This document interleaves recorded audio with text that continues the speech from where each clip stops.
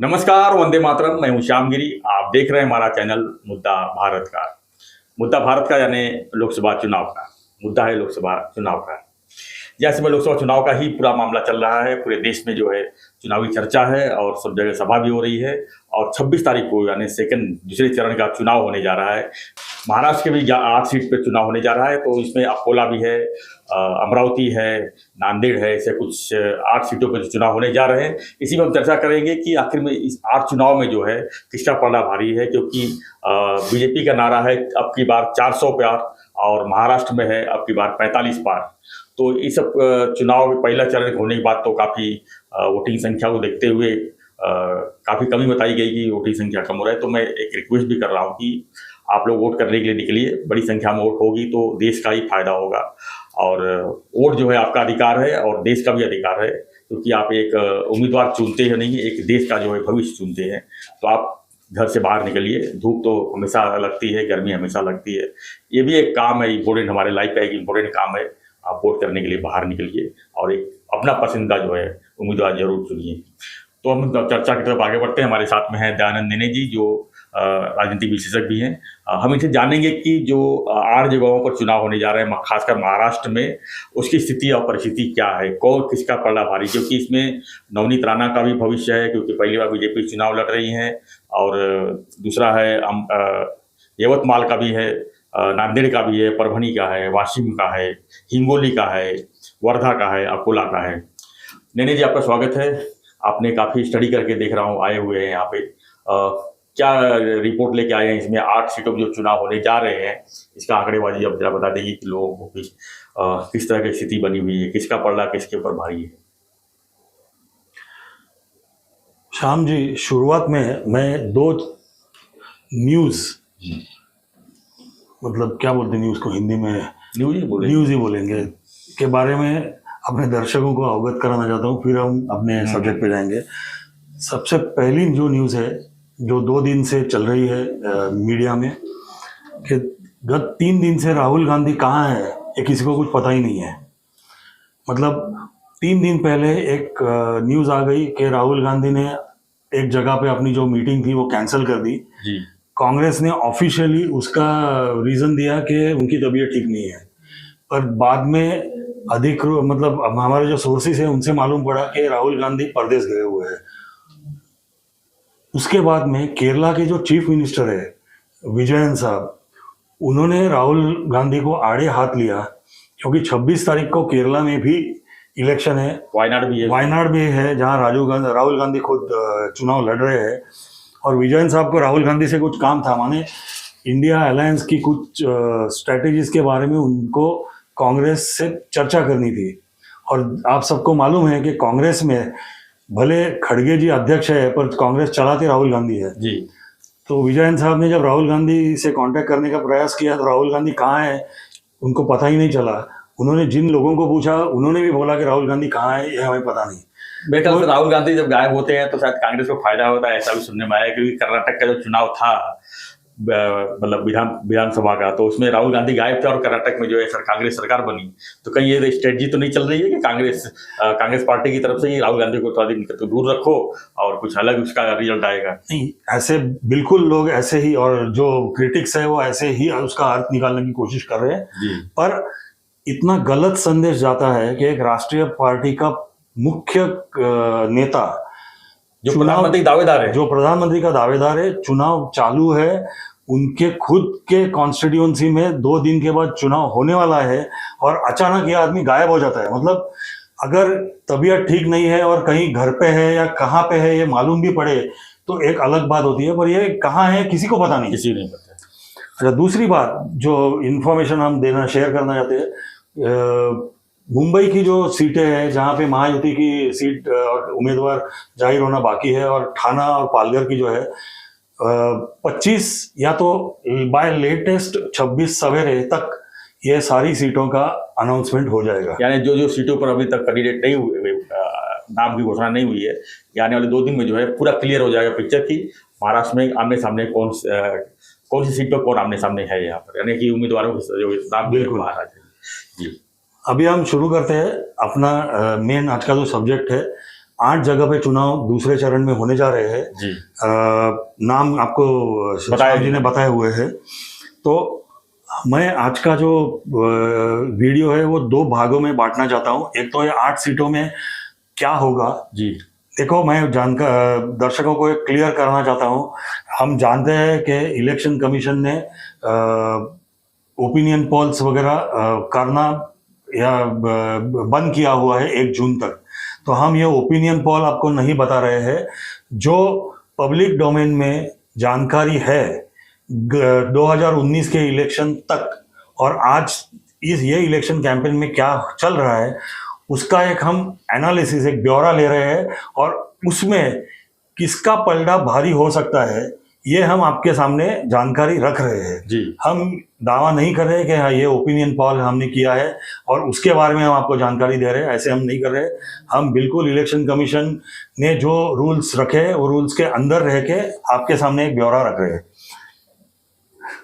सबसे पहले ये 8 जो सीटें है उसमें सीट है नांदेड़ की। सबसे महत्व की सीट मैं इसलिए बोल रहा हूँ क्योंकि नांदेड़ में महाराष्ट्र के भूतपूर्व मुख्यमंत्री अशोक चव्हाण जी 2 बार चुनाव लड़ चुके हैं उसके पहले, और इस बार अशोक चव्हाण जी आ गए हैं भारतीय जनता पार्टी में। जी गत टाइम जब 2019 का चुनाव हुआ था तो भारतीय जनता पार्टी के प्रतापराव चिखलीकर जो इस साल भी उम्मीदवार है, उन्हें 4,87,000 वोट मिले थे, 4,87,000, और अशोक चव्हाण जी को मिले थे 4,46,000। मतलब अशोक चव्हाण हार गए थे। अशोक चव्हाण वो चुनाव 40,000 लोग वोट से लगभग हार गए थे। पर इसमें एक मोस्ट इंटरेस्टिंग बात है, उस वक्त वंचित बहुजन आघाड़ी जो है उन्होंने तकरीबन 1,70,000 वोट लिए थे वो नांदेड़ कॉन्स्टिट्यूंसी में। और ये जो मराठवाड़ा और विदर्भा का जो एक पर्टिकुलर एरिया है जहाँ पे अभी ये इलेक्शन होने जा रहे हैं, तो उसमें वंचित बहुजन आघाड़ी की काफ़ी ताकत है। और लास्ट टाइम भी वंचित बहुजन आघाड़ी ने, हम आगे चल के देखेंगे, बहुत सारे वोट उनको यहाँ पे मिले हैं, जी जिसकी वजह से विपक्ष के कैंडिडेट हार गए थे और कांग्रेस के बीजेपी के कैंडिडेट जीतने में आसानी हुई थी। तो इस बार भी ऐसे ही लग रहा है। अगर वंचित आघाड़ी ने उनकी जो ताकत है, लास्ट टाइम 1,70,000 वोट उन्हें खींचे थे, वैसे ही ताकत उनकी इस बार बरकरार रही। और अशोक चव्हाण जी जो खुद इस बार भारतीय जनता पार्टी में आए हुए हैं, तो भारतीय जनता पार्टी के 4,86,000 वोट और अशोक चव्हाण जी जो खुद के वोट जो लेके आएंगे अपने साथ में, उनके ताकत के बलबूते पर इस बार भी भारतीय जनता पार्टी का पलड़ा नांदेड़ में भारी लग रहा है। अगली सीट है परभणी की। ये परभणी की सीट जो है वो गत साल शिवसेना, जो एकत्रित शिवसेना थी, यूनिफाइड शिवसेना, उसने जीती थी। संजय जाधव उनके कैंडिडेट थे, उनको 5,38,000 वोट लगभग मिले थे। और उन्होंने, राष्ट्रवादी के जो कैंडिडेट थे उनको 5 लाख वोट मिले थे, उन्होंने लगभग 38,000 वोटों से उनको हराया हुआ था। मार्जिन बहुत ज़्यादा नहीं थी, पर उसमें भी 1.5 लाख वोट वंचित आघाड़ी ने खाए थे, जिसकी वजह से शिवसेना संजय जाधव जी का ये जीत थोड़ी आसानी हो गई उनको जीतने में। इस बार क्या हुआ है, संजय जाधव जी रहे हैं उद्धव ठाकरे जी के पास में और वो खुद वापस चुनाव लड़ रहे हैं। और महायुति की तरफ से मोस्ट सरप्राइजिंग, महादेवराव जानकर, राष्ट्रीय समाज पार्टी आरएसपी के जो नेता है, उनको ये सीट छोड़ी है एनसीपी अजित पवार जी के गुट के कोटा में से महायुति ने। यानी पर एनसीपी के सामने जो है, एनसीपी टेक्निकली एनसीपी के कैंडिडेट उद्धव ठाकरे के सामने है, पर महादेवराव जानकर जी खुद का शिट्टी करके जो सिंबल है उसके ऊपर लड़ रहे हैं। तो ये बहुत पेचीदा मतदार संघ है। मार्जिन भी 38-40 हजार की लास्ट टाइम रही हुई है। परभणी में जो है कांटे की टक्कर, तो परभणी में कांटे की टक्कर देखने को मिलेगी। और जानकर जी को जीतने के लिए बहुत कड़ी मेहनत करनी पड़ने वाली है अगर उनके सीट में जीत पानी है तो। अगला जो क्षेत्र है वो है यवतमाळ वाशिम जी। यवतमाळ वाशिम में 5 बार इसके पहले शिवसेना की, मतलब यूनिफाइड शिवसेना की भावना गवळे जी जीती हुई है। इस बार उनको टिकट मना कर दिया गया और वो नाराज है करके बताया गया था। तो उनकी नाराजगी एकनाथ शिंदे को उनके साथ में मीटिंग करके दूर करनी पड़ी, और गत एक हफ्ते से वो अपना उनका जो अधिकृत कैंडिडेट है मिसेस राजेश्री पाटिल, उनका प्रचार में जुटी हुई है। जी। पर ये सीट जो है, इधर भी वंचित बहुजन आघाड़ी को लगभग 1 लाख वोट मिले थे, और कांग्रेस के जो गत साल कैंडिडेट थे उनको 4.25 लाख वोट मिले थे।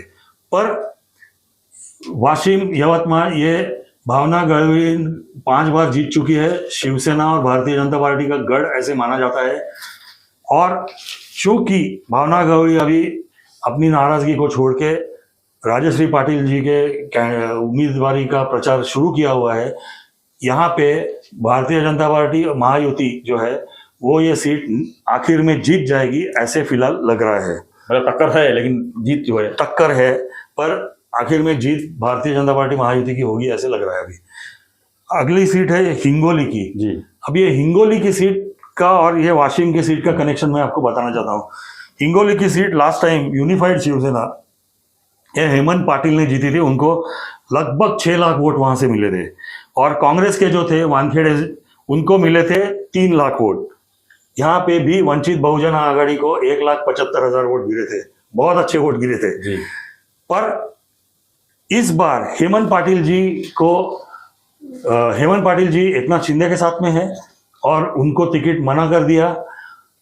उससे वो काफी नाराज भी हुए थे। उनकी जगह पे बाबूराव कदम जी को टिकट दिया हुआ है। अभी उनको पैसिफाई करने के लिए, उनको ठंडा करने के लिए बगल का जो कॉन्स्टिट्यूएंसी है वाशिम और यवतमाळ वाशिम जो है, उसमें से उनके पत्नी को, राजश्री पाटिल को टिकट दिया गया है। तो और उसके बाद में हेमंत पाटिल जी बाबूराव कदम के इसमें जुट गए हैं चुनाव प्रचार में। ये सीट भले थोड़ी नाराजगी और इनकी हुई थी, बाबूराव कदम वीक कैंडिडेट है ऐसे बोले जाते हैं। इस बार भी बहुजन वंचित आघाड़ी सब जगह खड़ी है, बहुजन वंचित आघाड़ी खड़ी है, और उनके सामने का भी नागेश अष्टीकर करके जो कैंडिडेट है वो भी इतना ज्यादा कोई स्ट्रांग कैंडिडेट नहीं है। तो ये सीट भी आखिर में हिंगोली की सीट शिवसेना के जो बाबूराव कदम जी है, वो महायुति जीत जाएगी ऐसे लग रहा हुआ है। अगला जो चुनाव क्षेत्र है अमरावती, यहाँ पे नवनीत राणा जो एक सिटिंग एमपी है, गत साल एनसीपी के सपोर्ट पे अपक्ष करके वो चुन के आई थी। जब मोदी वेव काफी जोरों में थी, उस वक्त भी अच्छे खासे वोट मार्जिन से, लगभग 1.25 लाख वोटों की मार्जिन से ये चुन के आई थी। उन्हें मिले थे 5,10,000 वोट। उनके सामने शिवसेना के आनंदराव अड़सुल थे, उन्हें मिले थे 4,70,000 वोट। जी। और वंचित बहुजन आघाड़ी की इधर ताकत है, पर सीमित ताकत है, उन्हें 65,000 वोट मिले थे। इस बार क्या हुआ है, नवनीत राणा जी बीजेपी में आ गई है, और बीजेपी की तरफ से चुनाव लड़ रही है। उनकी तरफ से बलवंत वानखेड़े को टिकट दिया गया है विकास आघाड़ी की तरफ से। लेकिन यहाँ पर एक नैनी जी, एक थोड़ा सा सवाल है यहाँ पे कि यहाँ पर बच्चू कडू जो है डिस्टर्ब कर रहे हैं नवनीत राणा को, जबकि बच्चू कडू जो है एकनाथ शिंदे के ही सपोर्टर हैं। लेकिन ऐसा क्या कारण है कि उनको जो है अमरावती से जो है चुनाव लड़ना पड़ रहा है नवनीत राणा के सामने? इसका क्या जवाब दें? देखिए, बच्चू कडू जैसे अंग्रेजी में फ्री कैनन कहते हैं ना, वो किसी के भी नहीं है, मतलब वो खुद के है। उनका एकनाथ शिंदे के साथ जरूर संबंध अच्छा है, उनकी प्रहार पार्टी है, उनका वो प्रदेश में थोड़ा सा जोर है। प्रॉब्लम क्या है, नवनीत राणा जी के पति रवि राणा जी जो है वो एक विधायक है अमरावती के बाजू में, बडनेरा करके जो है विधानसभा क्षेत्र, वहां से वो विधायक है। और वो और बच्चू कडू डायरेक्ट कंपटीशन में एक दूसरे के सामने रहते हैं, वो परिसर में नेतृत्व के लिए हमेशा। तो बच्चू कडू को महायुति से कोई ये नहीं था। उन्होंने कहा था नवनीत राणा को आप मत टिकट दो, बाकी किसी को भी दो। पर चूंकि बीजेपी ने नवनीत राणा को टिकट दिया, बच्चू कडू ने दिलीप बुप करके एक कैंडिडेट उनके सामने खड़ा किया हुआ है जी। पर एक चीज मैं यहाँ पे आपको बताना चाहता हूँ, लास्ट टाइम बच्चू कडू की प्रहार पार्टी ने नवनीत राणा को सपोर्ट किया था।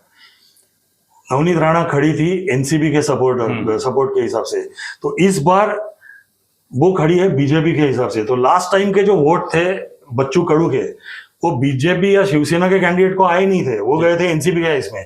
तो वही वोट वैसे ही बरकरार रहेंगे ऐसे देखा भी।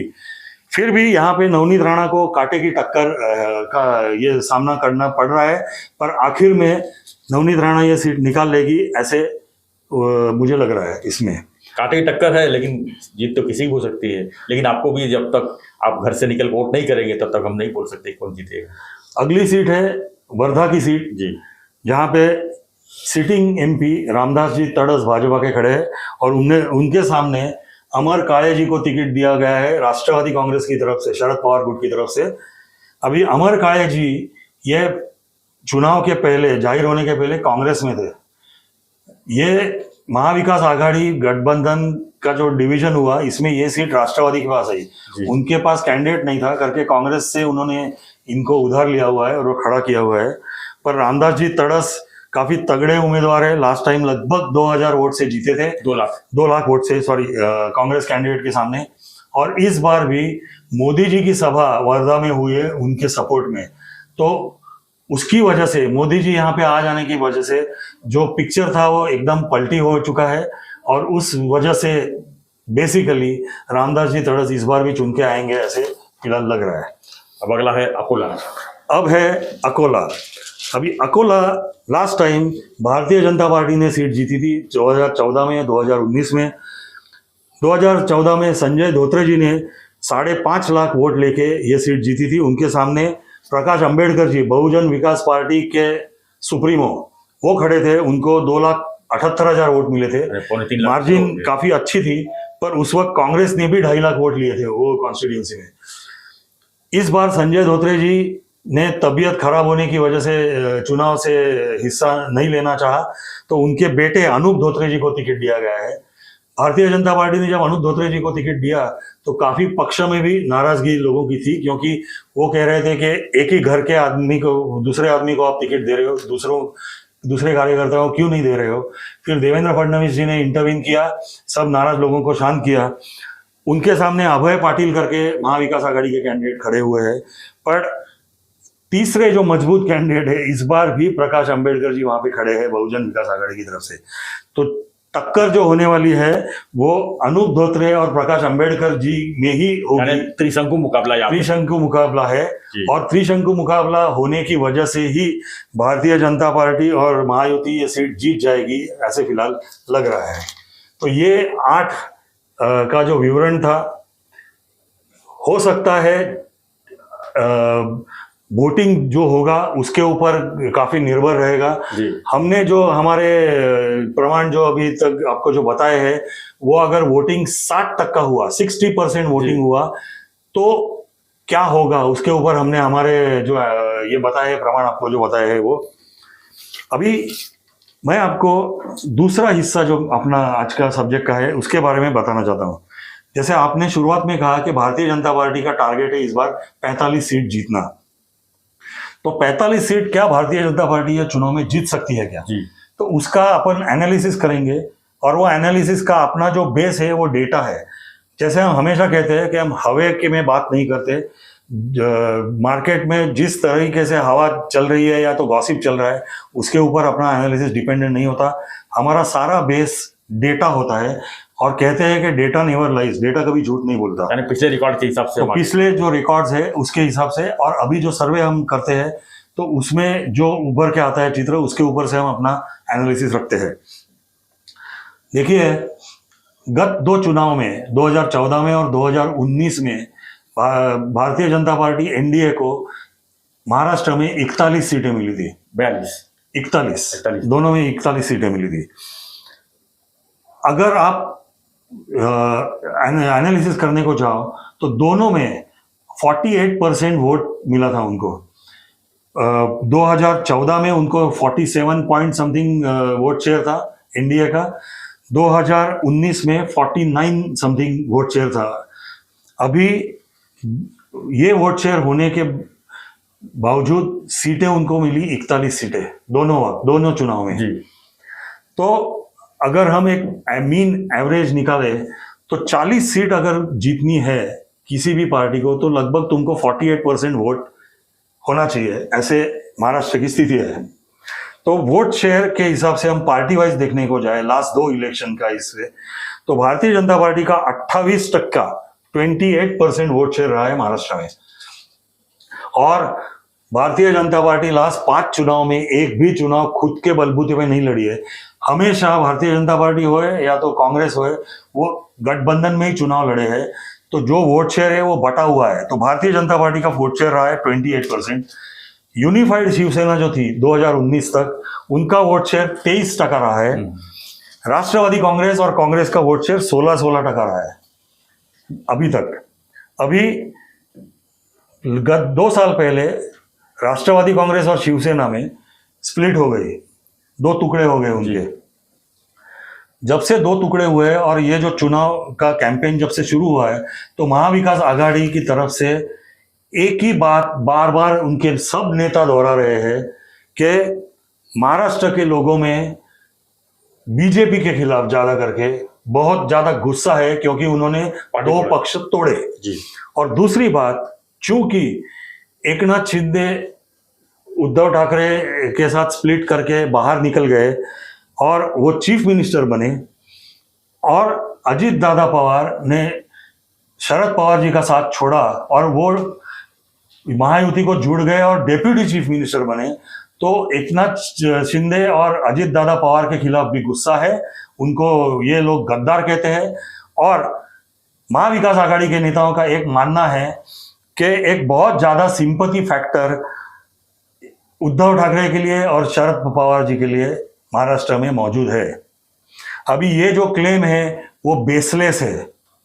ऐसे कहीं पे भी पिक्चर उभर के नहीं आ रहा है कि बहुत ज्यादा गुस्सा है या तो बहुत ज्यादा सिंपैथी फैक्टर है।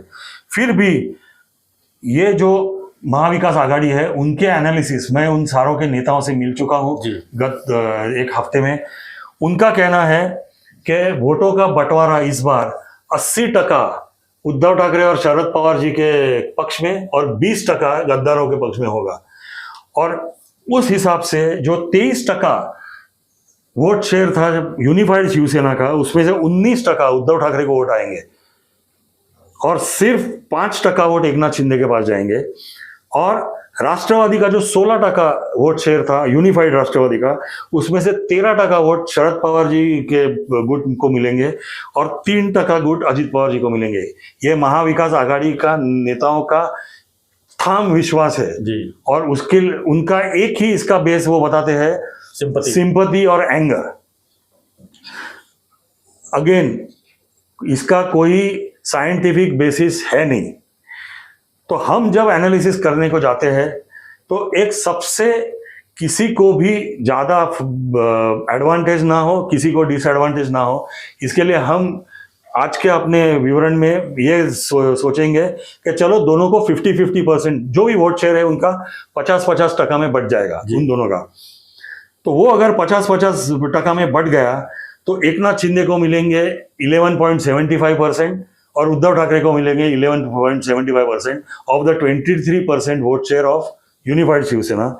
और वैसे ही अजीत दादा पवार और शरद पवार जी, उनको 7.83% ईच वोट शेयर उनका बढ़ जाएगा ऑफ द यूनिफाइड 16%।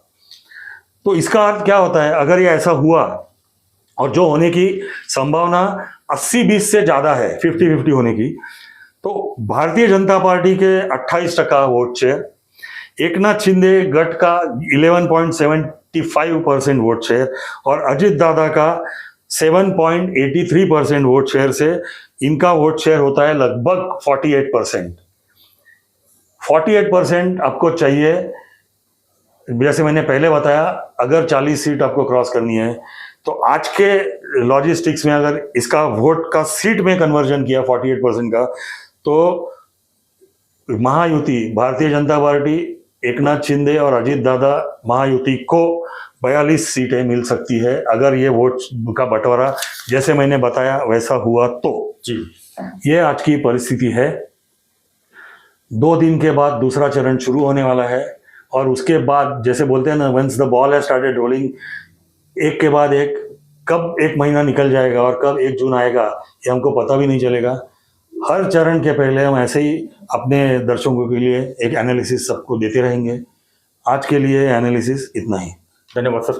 तो इस एनालिसिस तो आपकी भी कोई प्रतिक्रिया है तो हमें लिखिए, लेकिन वोट देने जरूर निकलिए, क्योंकि आप जब तक वोट नहीं देंगे तब तक ये एनालिसिस जो है ऊपर नीचे होता रहेगा। आप जिस तरह से वोट, जितनी बड़ी संख्या में वोट करेंगे उतनी ही जो है एनालिसिस जो है हमारा आपकी तरफ बढ़ता जाएगा। तो इसमें क्या है कि जैसे कि उन्होंने कहा है कि 8 सीटों पर जो चुनाव होने जा रहे हैं परसों, तो 8 सीटों पर कहाँ पर कितनी क्या स्थिति है, परिस्थिति पर इसी में हम चर्चा कर रहे थे। आप भी उस एरिया के होंगे, आपको क्या लगता है ये हमारा जो एनालिसिस है, आपको अगर मैचिंग होता नहीं दिख रहा है यानी कुछ और वहाँ पर है, तो आप अपने जो है कमेंट बॉक्स जरूर लिखिए। और ऐसी खबरों के लिए, ऐसे विश्लेषण के लिए बने रहिए हमारे साथ, देखते रहिए चैनल मुद्दा भारत का। चैनल को लाइक, शेयर और सब्सक्राइब जरूर कीजिए। धन्यवाद सर, आपने बहुत मेहनत की इसके लिए, और देखा मैंने 1% आपने जिस तरह से ऊपर नीचे किया है वो शायद एक एनालिजर ही कर सकता है। तो धन्यवाद, बहुत बहुत धन्यवाद आपका। धन्यवाद, जय हिंद, जय भारत।